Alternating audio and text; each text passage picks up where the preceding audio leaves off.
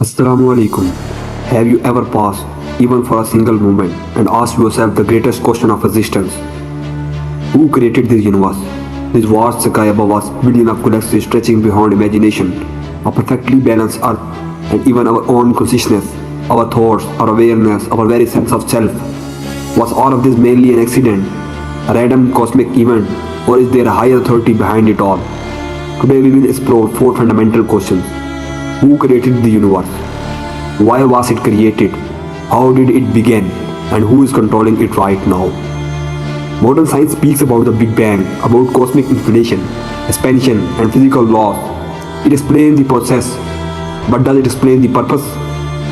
On the other hand, the Holy Quran speaks about creation, about the heavens being expanded, about divine power and continuous control. Is there truly a conflict between science and revelation? Or is there a deeper reality that we have not yet understood? In this series, we will explore both perspectives, scientific and Quranic, with logic, reason, and sincere reflection. Because truth does not fear investigation. So stay with me until the end and let us search for reality together. Now let us begin with the scientific understanding of the universe. To understand the universe, we must travel back to its very first moment, the moment when everything began. According to modern cosmology, the universe began approximately 13.8 billion years ago with an event known as the Big Bang. This does not mean explosion in space. Rather, it was the beginning of space, time, matter, and energy itself. But what exactly was the state of the universe at the first instant?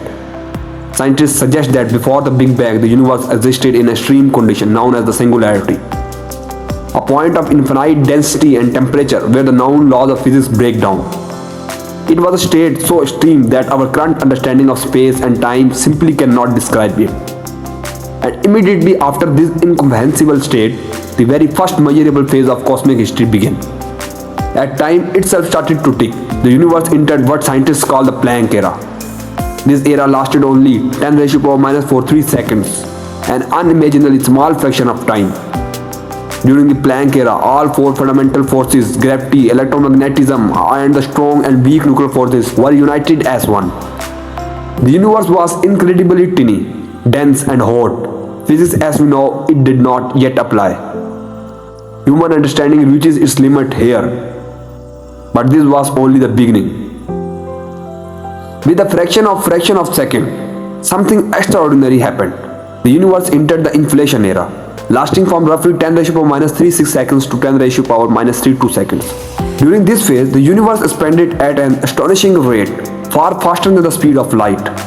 This rapid expansion smoothed our irregularities and created the uniform structure we observe today. Inflation explains why the universe appears homogeneous and remarkably flat on large scale. With inflation complete, a new chapter of cosmic evolution began. As the rapid expansion slowed, the universe began to cool. From the cooling emerged the first fundamental particles. Quarks combined to form protons and neutrons. Soon after, electrons appeared. As temperatures continued to drop, these particles combined to form the first simple atoms, mainly hydrogen and helium, in a process known as a Big Bang nucleosynthesis. From chaos, the first building blocks of matter had formed. Hundreds of thousands of years later, the universe reached another turning point. About 380,000 years after the Big Bang, the universe cooled enough for light to travel for the first time. And for the first time in cosmic history, light was set free. This ancient light is still visible today as the cosmic microwave background (CMB), the oldest observable radiation in the universe. It provides strong evidence for the Big Bang and reveals the early structure of the cosmos. But the story of the universe was far from over. Over millions of years, gravity began shaping the universe. Clouds of gas collapsed under their own weight, forming the first stars. Stars grouped together to form galaxies. Among billions of galaxies, one would eventually become our home. Our Milky Way galaxy formed billions of years later, and within it, our solar system emerged. Even today, the story is still unfolding. The universe continues to expand. Galaxies are moving away from each other, a discovery first observed by Edwin Hubble. Modern physics explains the expansion through gravity, dark energy, and the fundamental laws governing the cosmos. So from a scientific perspective, through the eyes of science, the universe is not a random chaos. It is a structured, measurable, and evolving reality, beginning from an incomprehensible singularity, unfolding through fundamental forces, cooling into matters, igniting into stars, forming galaxies, and ultimately giving rise to worlds like our own. The cosmos is not a finished creation, it is an ongoing story, and we are living inside it. The universe is still expanding, the story is still unfolding. But now a deeper question emerges. हम एक ऐसे universe में रहते हैं जो constantly expand हो रही है, गैलेक्सीज एक दूसरे से दूर जा रही हैं, स्पेस खुद स्ट्रेच हो रही है। मॉडर्न कॉस्मोलॉजी के मुताबिक सब कुछ स्टार्ट हुआ from the big bang, an extremely hot and dense state, फिर हुआ कॉस्मिक इन्फ्लेशन, फिर फंडामेंटल पार्टिकल्स बने, फिर कॉस्मिक माइक्रोवेव बैकग्राउंड रिलीज हुआ, फिर गैलेक्सी, स्टार्स और प्लैनेटरी सिस्टम्स फॉर्म हुए। ये है साइंटिफिक टाइमलाइन। साइंस ने हाउ का डिटेल मॉडल दिया है, लेकिन यहाँ से रियल क्वेश्चन स्टार्ट होते हैं। साइंस प्रोसेस एक्सप्लेन करती है, मगर अल्टीमेट कॉज एक्सप्लेन नहीं करती। Let us examine the limitations of science. Limitation 1, dark energy. Science कहती है कि यूनिवर्स का 68% हिस्सा डार्क एनर्जी है, मगर सवाल ये है, ये क्या सब्सटेंस है, कहाँ से आई, क्यों इतनी प्रिसाइज वैल्यू में है, इसका सोर्स क्या है? Answer, we don't know. Expansion observe हो रही है, मगर जो फोर्स ड्राइव कर रही है उसका नेचर अननोन है। हम इफेक्ट देख रहे हैं, कॉज नहीं।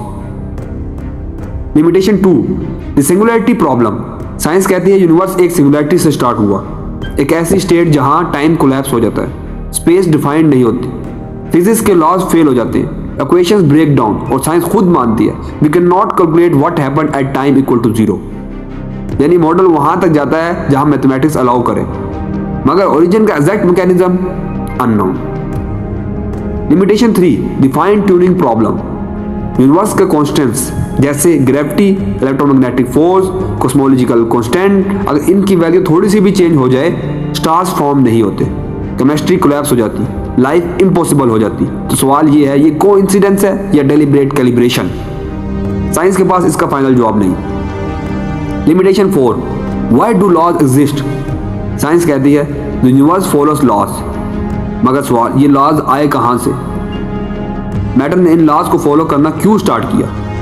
लॉज की सोर्स क्या है? साइंस हाउ बताती है, वाई का जवाब नहीं देती। और यहां से एक नया पर्सपेक्टिव शुरू होता है। जहां साइंस सिंगुलैरिटी के मैथमेटिकल कंफ्यूजन में रुक जाती है, वहां कुरान अपना फ्रेमवर्क देता है। अल्लाह ताला फरमाते हैं,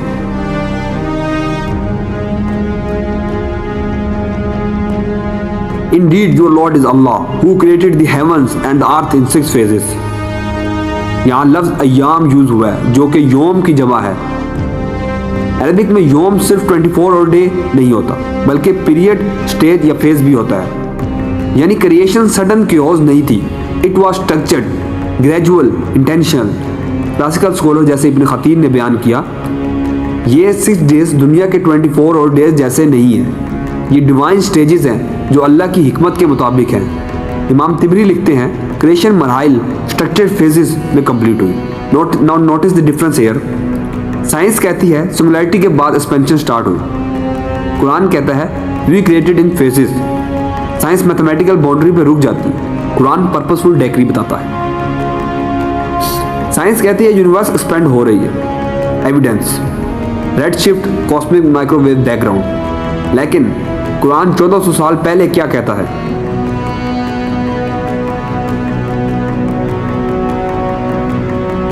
और आसमान को हमने कुदरत के साथ बनाया और बेशक हम उसे वसअत देने वाले हैं। यहाँ लफ्ज लुमुक्सियून कंटिन्यूस फॉर्म में है, मतलब एक्सपेंशन एक पास्ट इवेंट नहीं, ऑनगोइंग एक्शन है, एक्टिव डिवाइन फेल है। साइंस कहती है एक्सपेंशन हो रही है, कुरान कहता है वी आर एक्सपेंडिंग इट। यानी साइंस मैकेनिज्म ऑब्जर्व करती है, कुरान एक्टर आइडेंटिफाई करता है। ये पैसिव यूनिवर्स नहीं, ये कंट्रोल्ड एक्सपेंशन है। अब आते हैं सबसे पावरफुल लॉजिकल पॉइंट पर, the universe is finally tune. अगर ग्रेविटी की वैल्यू थोड़ी सी भी चेंज हो जाती, गैलेक्सीज फॉर्म ही नहीं होती। अगर कॉस्मोलॉजिकल कांस्टेंट थोड़ा सा भी डिफरेंट होता, या तो यूनिवर्स कोलैप्स कर जाता या रन अवे एक्सपेंशन में बिखर जाता। अगर इलेक्ट्रोमैग्नेटिक फोर्स अल्टर हो जाती, एटम स्टेबल ही नहीं रहते। No atom, no chemistry, no stars, no life. तो सवाल ये है, क्या ये सब कोइंसिडेंस है या डेलिब्रेट कैलिब्रेशन?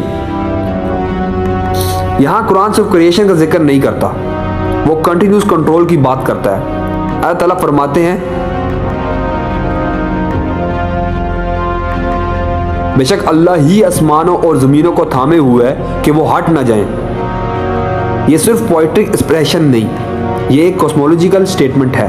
यूनिवर्स सिर्फ बनाया नहीं गया, वो कॉन्सिस्टेंटली सस्टेन्ड है। और एक और आयत में अल्लाह पाक फरमाते हैं, और अल्लाह ही है जिसने आसमानों को बुलंद किया बगैर उन सतूनों के जो तुम देख सको। एंशिएंट लॉज पिलर्स इमेजिन करते थे, कुरान ने कहा इनविजिबल सपोर्ट। आज हम कहते हैं gravity, dark energy, fundamental forces, मगर कुरान ने 1400 साल पहले प्रिंसिपल बता दिया, there is an unseen support system. अब लॉजिकल नेक्स्ट स्टेप देखते हैं, कॉन्टीजेंट। हर वो चीज़ जो स्टार्ट हुई हो, चेंज होती हो, किसी और पर डिपेंडेंट हो, उसे कहते हैं कॉन्टीजेंट। यूनिवर्स स्टार्ट हुआ, एक्सपेंड हो रहा है, फिजिकल लॉज पर डिपेंडेंट है, तो यूनिवर्स कॉन्टीजेंट है। और लॉजिक का रूल है, हर कॉन्टीजेंट चीज़ को सबब चाहिए। अगर हर सबब भी कॉन्टीजेंट हो तो चेन इन्फिनाइट हो जाएगी। इसे कहते हैं इन्फिनाइट रेग्रेस।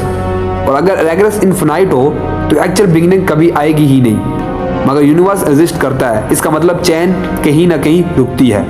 यहाँ हम पहुँचते हैं क्लासिकल कॉन्सेप्ट पर, वाजिबुल वजूद, द नेसेसरी बीइंग। वो जो एग्जिस्ट करना ज़रूरी हो, जिसका नॉन एग्जिस्टेंस इम्पॉसिबल हो, जो किसी और पर डिपेंडेंट ना हो, जो टाइम, स्पेस और मैटर से बियॉन्ड हो। अगर ऐसा बीइंग ना हो तो एग्जिस्टेंस एक्सप्लेन नहीं होती। कुरान इस कॉन्सेप्ट को डायरेक्टली प्रेजेंट करता है। अल्लाह ताला फरमाते हैं, अल्लाहु ला इलाहा इल्ला हुवल हय्युल क़य्यूम। अल्लाह, उसके सिवा कोई मबूद नहीं, वो जिंदा है और अल क़य्यूम है। अल क़य्यूम का मतलब है सेल्फ सब्सिस्टिंग, सेल्फ एग्जिस्टेंट, सबको कायम रखने वाला। यही वाजिबुल वजूद का कुरानिक एक्सप्रेशन है। इब्ने कसीर बयान करते हैं, अल्लाह अल क़य्यूम है, हर चीज़ उस पर डिपेंड करती है, मगर अल्लाह किसी पर डिपेंड नहीं, ना उसका बिगिनिंग है ना एंड। प्योर डिपेंडेंस का सेंटर एक ही है। इमाम तिबरी लिखते हैं, अल क़य्यूम वो है जो अपनी ज़ात से कायम हो और हर मखलूक को कायम रखता हो। अगर वो सपोर्ट हटा दे तो एग्जिस्टेंस कोलैप्स हो जाए। और ये बिल्कुल वही कॉन्सेप्ट है जो हमने पहले आयत में देखा।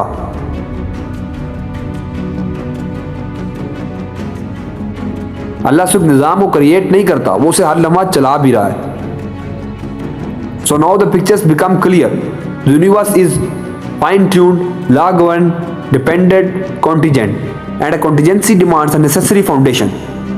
Science describes the structure, logic demands a stopping point. Revelation names that point. Not blind force, not random chaos, but Al-Hayy Al-Qayyum, the one who sustains existence itself. The universe is not self-standing. It is standing because it is being held. आज तक हमने समझा universe start हुआ big bang से, singularity से, जहां physics fail होती है। प्लैंक एरा और इन्फ्लेशन एरा में यूनिवर्स रैपिडली एक्सपेंड हुआ, बेसिक पार्टिकल्स बने, फिर एटम्स, स्टार, गैलेक्सीज और प्लैनेटरी सिस्टम। साइंस बताती है हाउ, प्रोसेस और स्ट्रक्चर, लेकिन अल्टीमेट कॉज नहीं। फिर हमने समझा साइंटिफिक लिमिटेशंस को, dark energy, origin of singularity, fine tuning और लॉ का सोर्स, ये सब अननोन है। साइंस प्रोसेस ऑब्जर्व करती है लेकिन वाई और पर्पस का जवाब नहीं देती। कॉन्टीजेंट नेचर ऑफ यूनिवर्स और इन्फिनाइट रेग्रेस का कॉन्सेप्ट, हर कॉन्टीजेंट चीज को कॉज चाहिए लेकिन चेन कहीं ना कहीं रुकनी चाहिए। कुरानिक पर्सपेक्टिव एंड वाजिबुल वजूद का कॉन्सेप्ट, कुरान बताता है यूनिवर्स स्ट्रक्चर्ड और इंटेंशनल है, एक्सपेंशन एक्टिव डिवाइन एक्शन है। यूनिवर्स डिपेंडेंट है लेकिन अल्लाह ही वाजिबुल वजूद, सेल्फ एग्जिस्टेंट और सबको सस्टेन करने वाला है। फाइन ट्यूनिंग और कंटिन्यूस कंट्रोल अल्लाह ही के कब्जे कुदरत में है और हर सिस्टम स्ट्रक्चर्ड और प्रीसाइज है। मगर अब सबसे गहरा सवाल उठता है, अगर अल्लाह ने यूनिवर्स क्रिएट किया तो क्यों? What is the purpose of existence? Allah Taala खुद कुरान में जवाब देते हैं, और मैंने जिन और इंसान को सिर्फ इसलिए पैदा किया कि वो मेरी इबादत करें। यहां इबादत का मतलब सिर्फ रिचुअल्स नहीं, इबादत का मतलब है recognising the creator, living morally, choosing truth over falsehood, submitting willingly to the one who sustains existence. यानी यूनिवर्स सिर्फ फिजिकल स्ट्रक्चर नहीं, ये मोरल अरीना है।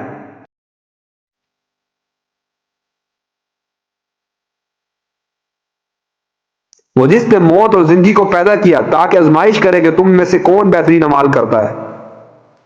नाउ नोटिस हियर, अल्लाह ने पहले मौत का जिक्र किया फिर जिंदगी का। यानी दुनिया परमानेंट डेस्टिनेशन नहीं, ये एक एग्जामिनेशन हॉल है।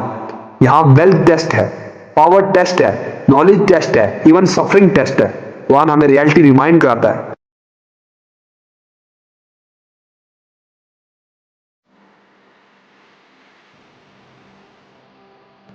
ये दुनिया की जिंदगी सिर्फ एक खेल और तमाशा है, और असल जिंदगी तो आखिरत की है।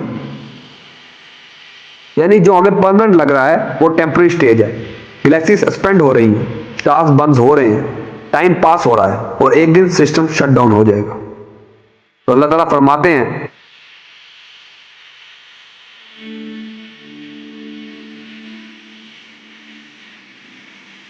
जब सूर फूका जाएगा तो जो आसमान और जमीन में है सब बेहोश हो जाएगा, सिवाय उसके जिसे अल्लाह चाहे। और फिर जब सूर फूका जाएगा तुम गिरोह दर गिरोह आओगे। यानी जैसे यूनिवर्स स्ट्रक्चर था वैसे ही अकाउंटेबिलिटी भी स्ट्रक्चर्ड होगी। इब्न कसीर बयान करते हैं, दुनिया एक प्लेटफॉर्म है जहां इंसान के अमाल, नीयत और सब्र का इम्तिहान होता है, ये परमानेंट होम नहीं। इमाम तिबरी लिखते हैं, दुनिया एक मरहला है, डिवाइन प्लान का टेम्परेरी स्टेज। अल्लाह ने इसे बनाया ताकि इंसान की मोरल चॉइसेस रिवील हो सके, और जब टेस्ट कंप्लीट होगा सिस्टम कंप्लीट हो जाएगा। So now the full picture emerges. The universe begins with structure, it expands with precision, it is sustained continuously, it is dependent, and it has purpose. Science explains mechanism, logic demands a necessary being, revelation explains intention. The universe is not a random chaos, it is a meaningful creation. And we are not accidental observers. We are participants, tested, watched, accountable. The stars above us are not just burning spheres, they are signs. The expansion of space is not just physics, it is unfolding decree. And one day, the one who began this universe will bring it to its conclusion. Now the real question is, are we ready for how it ends?